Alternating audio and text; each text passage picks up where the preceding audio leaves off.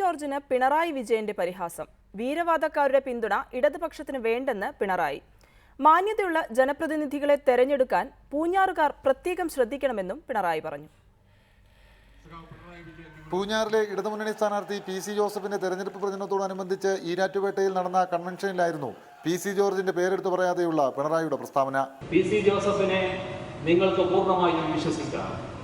ഒരു തരത്തിലുള്ള ചാഞ്ചല്യവും അദ്ദേഹത്തിന്റെ ഭാഗത്തുണ്ടാകില്ല. എപ്പോഴും മാന്യതയുടെ പരിവേഷമായി തന്നെ, മാന്യതയുടെ മാതൃകയായി തന്നെ അദ്ദേഹം നിലകൊള്ളും എന്ന കാര്യം ഉറപ്പാണ്. അതാണ് രാഷ്ട്രീയത്തിൽ ആവശ്യം. അത്തരത്തിലുള്ളവരായിരിക്കണം ജനപ്രതിനിധികൾ എന്ന് നിങ്ങൾ തീരുമാനിക്കണം എന്നാണ്. കാലില്ലാത്ത തോണിക്കാരൻ കൂട്ടുകാരനോട് തൊഴിക്കുമെന്ന് പറയുന്നത് പോലെയാണ് ചിലരുടെ വീരവാദമെന്നും പിണറായി പരിഹസിച്ചു. പണ്ടൊരു കഥ എനിക്ക് ഓർമ്മ വരികയാണ്. ഒരു കടത്ത് സ്ഥലത്ത് ഒരു രണ്ട് കാലിനും സ്വാധീനമില്ലാത്ത മുതലതാഴെ ഇല്ല അങ്ങനെ ഒരാൾ ജീവിക്കുന്നു.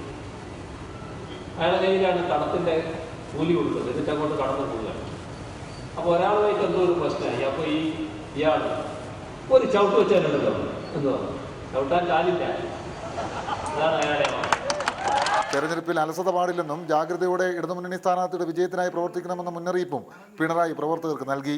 നേരത്തെ ഇടതു സ്ഥാനാർത്ഥിയുടെ വിജയം ഉറപ്പാക്കാൻ പൂഞ്ഞാർ നിയോജക മണ്ഡലത്തിലെ CPM നേതാക്കളുടെ അടിയന്തര യോഗം പിണറായി വിജയൻ വിളിച്ചു ചേർത്തിരുന്നു. റിപ്പോർട്ടർ, കോട്ടയം.